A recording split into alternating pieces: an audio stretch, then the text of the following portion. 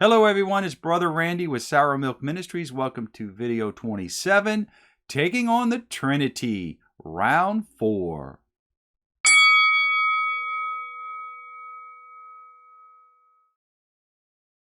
Now, in case you missed the gist of that picture, it's of a guy between a rock and a hard place. He just can't win. It's kind of like how I feel taking on the Trinity. I've got Trinitarians on one side and those who deny the divinity of Christ on the other, and I'm right smack in the middle. So you know I'm bound to upset a lot of people. Although I deny the doctrine of the Trinity, as I define the Trinity in round 1, that's very important, we'll come back to that, I don't deny the divinity of Christ. In fact, as you will see in this video, it's my contention that the typical believer, particularly in the mainstream church, and sadly even in the Torah community, they deny the divinity of Christ, the true divinity of Christ, his true identity, because they simply don't understand who he is. Now, as for the definition of the Trinity, the reason I brought that up is that earlier today, I watched a 45-minute video by two very learned men that set out to prove the doctrine of the Trinity using only the Torah, the Jewish Bible, specifically the first 5 books of Moses. So what did these gentlemen prove? Well, they proved that Yeshua was God, that the Holy Spirit was God, and of course the Father is God, and that there is only one God, and voila, they proved the doctrine of the Trinity.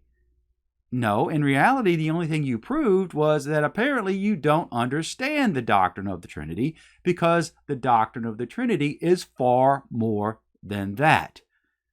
What about the part where the Father, Son, and Spirit are co-equal and co-eternal persons? Never brought it up.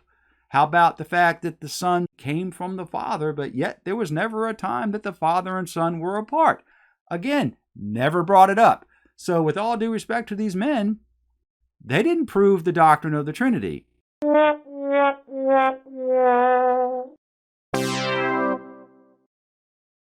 They proved the Godhead. I have no problem with declaring that Yeshua is God, the Holy Spirit is God, the Father is God, and yet there is only one God, but I deny the doctrine of the Trinity.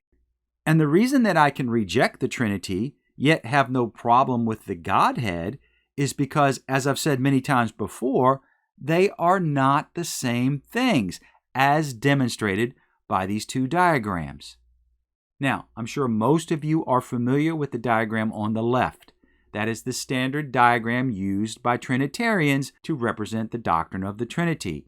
It shows that the Father, the Son, and the Holy Spirit are equally God, yet one is not the other. Whereas the diagram on the right shows the true nature of the Godhead. The Father, and the Father alone, is the only true God. You see those words in red up there? They're in red for a reason. They came out of the mouth of Yeshua.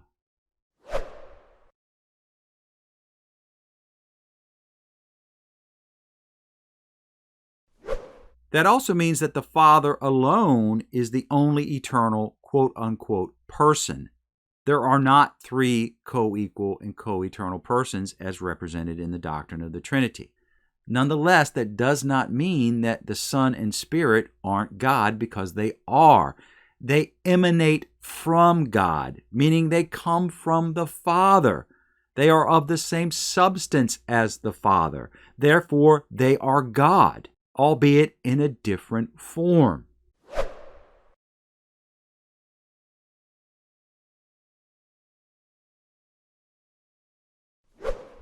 Now, with that being said, the number one question is, so are you saying that when the Son prays to the Father, that he's actually praying to himself? And the answer to that question, for all intents and purposes, is no. Even though they are of the same substance, there is such an immense distinction between the two, it makes the question moot.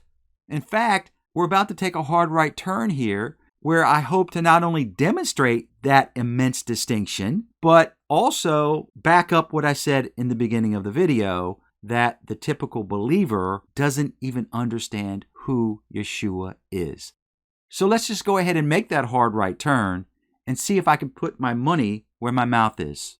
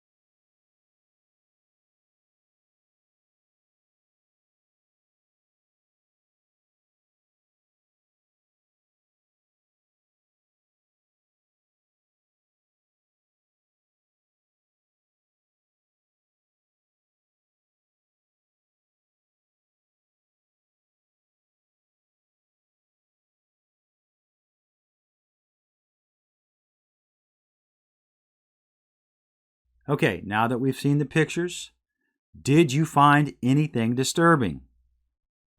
Well, that depends on who you ask. Some people will be disturbed by the entire picture. Some people will be disturbed by 2/3 of the picture. But everyone should have found one major problem with this picture that should have been very disturbing. And if you weren't disturbed by this picture and pictures like it, again, that just demonstrates the problem. So what is the problem? Some people will be disturbed depicting Yeshua, making an image of Yeshua. Personally, I don't have a problem with an artist's depiction of Yeshua because Yeshua was indeed a man. If you have a problem with that, however, hey, I can respect that. Now, what about the dove? Yeah, I don't know that I would go there. Granted, I understand why the artist would depict the Holy Spirit as a dove because the scriptures speak of the Holy Spirit descending like a dove. And again, it's getting a little shaky. I don't know that I would have done that.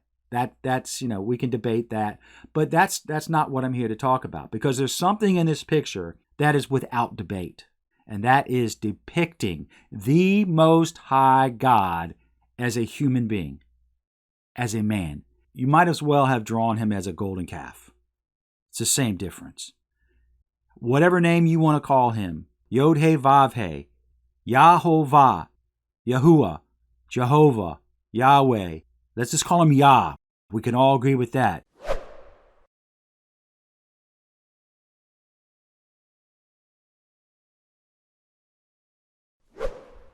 To depict Yah as a human being, it's blasphemy. It really is.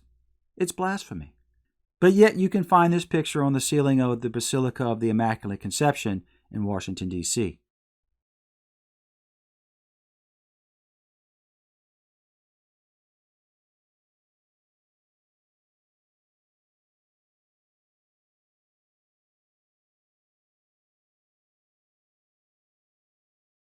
You should never, under any circumstances, have an artist depiction of the Most High God. It is wrong, wrong, wrong, and you should have readily recognized that. And if you didn't, I hope this will change your mind in the future.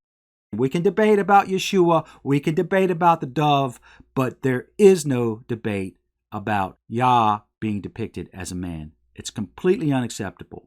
Now, what do I mean by I'm going to use this to show you why the typical believer doesn't understand who Yeshua is? And it's because of pictures like this, that where we think of the Father and then you've got the Son, and this comes to mind. No, the Father is just a title. It's not meant to be taken literally. It's not. He's not a man. It's just a title. And the reason we use the word Father is because it's the closest thing we have as human beings to understanding the relationship. He is the source of life.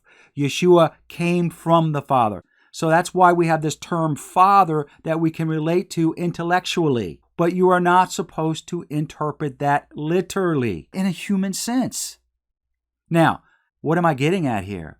If the Most High God, if the Father in this depiction is not really a man, then why, when we call Yeshua the Son of God, this is the picture that comes to mind? This is our mindset. well, he's the Father, he's the Son, this is what we think. No. Just as the Father is just a title, Yeshua being called the Son of God is just a title as well.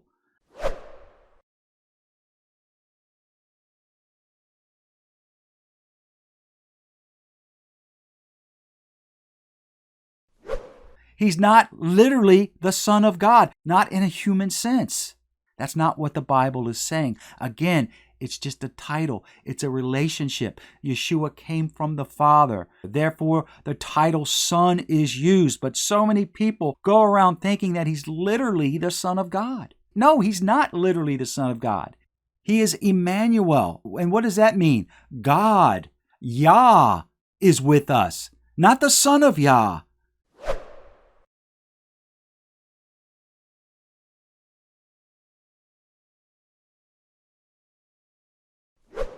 Yah is with us. That's why Yeshua told Philip, what do you mean, man? You're asking me to show you the Father? Don't you understand who I am, Philip? When you see me, you see the Father. The Father and I are one.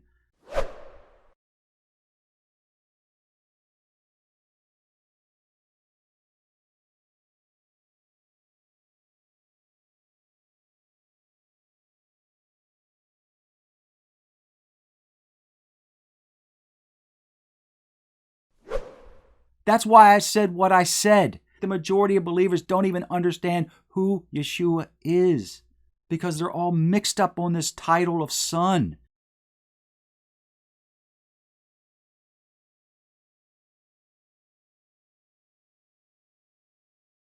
I'm not taking away from his divinity. With all due respect to you, you are. If you see him as the Son of God in a human sense. He's not the Son of God. He's Yah as a man. He is God.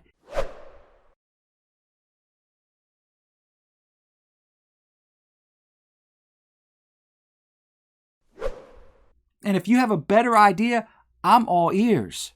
I'd love to hear it. I'd love to hear it.